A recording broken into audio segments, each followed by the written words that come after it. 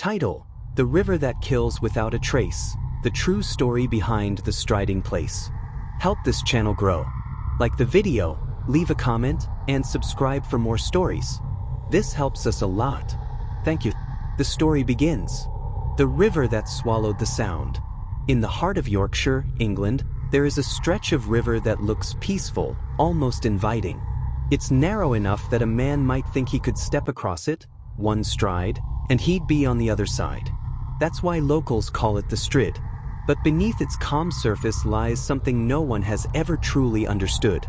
For centuries, people have whispered that no one who falls into the Strid has ever been seen again. Not one body, not one piece of clothing, nothing. The current doesn't just pull you under, it takes you somewhere the living can't follow. In October of 1896, that legend became something far more terrifying for two men, Weigall and his best friend, Ernest. They were not superstitious men. They were modern thinkers, educated and skeptical of folklore. To them, the Strid was a geological oddity, nothing more. But that belief would be tested on a cold, fog-choked night that neither man would survive. The disappearance. It began on a Sunday afternoon. Ernest, known among his friends for his easy humor and love of fishing, told Weigall he was heading out to the Strid for a few hours before dinner. It was routine. He often wandered the riverbanks alone, chasing the quiet thrill of the catch. But when the sun began to sink and the fog rolled in from the moors, Ernest hadn't returned. Weigall, concerned but not yet afraid, grabbed a lantern and set out to find him.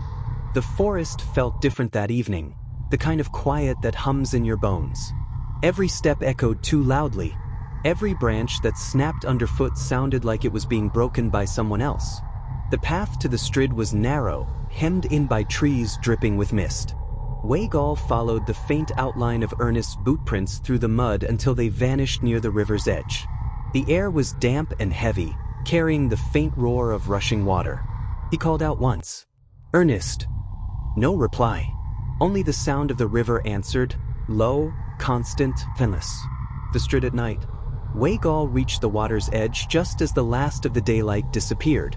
The Strid lay before him, a ribbon of black glass, twisting between moss-covered stones. Locals often said the river was alive, that it breathed, that it waited. Standing there, Weigall began to understand why. The water didn't flow like a normal river. It churned beneath itself, deep and secretive, as if it were swallowing the world below. He raised his lantern high, the faint golden light trembling in the fog. "Ernest!" he shouted again. Still nothing. Then came a sound, faint but distinct. It was not the water. It was a voice. Distant, muffled, coming from somewhere downriver. "Help!" Weigall froze. His heart began to pound. He turned the lantern toward the sound, stepping carefully along the slippery edge of the gorge. The fog was so thick now that even the light felt swallowed. "Ernest, where are you?" The voice came again, weaker this time. "Here in the water." Weigall stopped breathing. For the first time, he looked directly into the river and saw something moving beneath the surface. A faint, human shape twisting with the current, drifting just beneath the skin of the water. "Hold on," he shouted. "I'm coming." He dropped to his knees, reaching out with one hand toward the dark figure below. The water looked only a few inches deep, but the moment his fingers touched it, the cold cut through him like glass. The surface rippled, and for just a moment, a face appeared. It was Ernest. His eyes were open, his mouth moving as though trying to speak, but the water didn't let him. Weigall gasped, stumbling backward. The image vanished as quickly as it had appeared. The surface of the Strid was calm again, silent, perfect, and empty. He shone his lantern again and again, desperate for another glimpse. The reflection that looked back at him was his own. For a long moment, he just knelt there, unable to move, the cold mist wrapping around him like breath. He didn't yet understand what he had seen, only that it was impossible.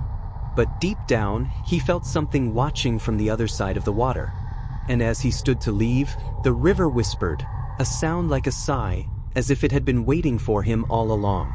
The voice beneath the water, The next morning, the village of Bolton Abbey was alive with quiet unease. Ernest had not come home. The locals, fishermen, shepherds, and farmers who knew the land like the backs of their hands, said little when Weigall asked if they'd seen him. Most simply shook their heads and avoided his eyes. One old man finally spoke. "If he went near the Strid," he said, "he's gone. The water takes what it wants." Weigall didn't answer. He couldn't, because in his mind he still saw Ernest's face, that pale, distorted reflection in the current. It hadn't looked like death. It had looked like pleading. He convinced himself it was a hallucination, that exhaustion, fog, and fear had played tricks on his mind. But as dusk fell again, something inside him pulled him back to the woods. The return. By nightfall, the forest was a maze of shadows. Weigall carried only a lantern and a rope, determined to find answers, not ghosts. The wind had died down, and the world seemed to hold its breath as he approached the river once more. The sound of the rushing current grew louder with every step, deep and rhythmic, like a pulse. The Strid didn't roar. It whispered, endless, steady, hypnotic. When Weigall reached the same spot where he had seen Ernest's face the night before, he noticed something strange. On the damp stones near the edge of the water lay footprints, fresh ones, leading toward the river. He crouched to examine them. They were unmistakable. Ernest's boots. But they didn't stop at the edge. They went into the water and vanished. Weigall's throat tightened. "No," he muttered. "No, that's not possible." Still, the thought came, cold and uninvited. What if he's still in there? The voice. He stood at the water's edge again, staring into that dark, glassy surface. For several minutes, nothing happened. The mist swirled lazily around him. The lantern hissed faintly. Then, just like before, came the sound. A voice. Low, muffled, but clear enough to understand. Weigall. His heart stopped. It wasn't the distant, fading echo of memory. It was here, now, coming from directly beneath the surface. "Ernest," he whispered, "is that you?" The river rippled, once, twice, then fell still again. Weigall leaned closer. And then the voice came again. "Help me." He almost dropped the lantern. The sound was unmistakable, the tone, the accent, even the desperation. It was Ernest's voice. He knelt, trembling, lowering the lantern closer to the water. The reflection shimmered, his own face merging with something beneath. A faint, pale shape moved in the current. A hand. Weigall's instincts screamed to run, but the bond of friendship was stronger than fear. He grabbed the rope, tied it around a nearby tree, and wrapped the other end around his waist. "I'm coming," he said, breathless. "Just hold on." He knelt flat on the rock, reaching down with both arms into the freezing water. His hands brushed something soft, cloth, maybe, then flesh. Cold, slick, unyielding. "Ernest," he shouted. "I've got you." The thing below moved, but it didn't rise, it pulled. Weigall gasped as the current seized his arms, dragging him forward. The rope went taut around his waist, biting into his ribs. He fought against it, shouting in panic. "Ernest, let go. You're drowning me." But the thing below didn't let go. It was as though something wanted him down there, something that wasn't his friend. The Strid awakens. The lantern slipped from his hand and fell into the river. It didn't sink. It floated, spinning, and the light illuminated something that froze his blood. Beneath the surface, there was movement, a shape, humanous, but wrong. The limbs bent too loosely, the head turned too slowly, and when the light passed over the face, Weigall saw eyes that stared up, lifeless, yet alive. They were Ernest's eyes, but they were looking at him, not with fear, but recognition. Then, in that dim, flickering glow, the face smiled. Weigall screamed. He jerked back, tearing his hands free, scrambling onto the rocks. The lantern was swallowed by the current, its light snuffed out instantly. The forest fell back into blackness. The river roared louder now, almost mocking him. And for the first time, Weigall heard it clearly, beneath the rush of the current, beneath the wind, a whisper. Not words, but the echo of something ancient. Something that had waited centuries in that narrow gorge, hungry for whoever dared to cross it. Weigall stumbled backward until his back hit a tree. He stayed there, shaking, until dawn broke over the moors. When rescuers found him the next morning, he was still there, soaked, half-conscious, and staring blankly at the water. All he said was, "He called my name." The embrace beneath the river. Dawn crept slowly across the Yorkshire moors, painting the fog a pale, bruised blue. For the villagers of Bolton Abbey, mornings were usually quiet, the sound of sheep bells and distant church chimes echoing through the hills. But that morning was different. A shepherd, crossing the narrow bridge above the Strid, found Weigall's coat snagged on a rock near the bank, torn, soaked, and stiff with ice.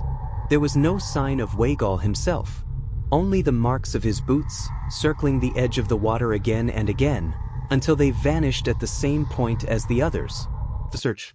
By midday, a small group of locals had gathered. They tied ropes around their waists, lowered lanterns into the gorge, and called his name into the water's throat.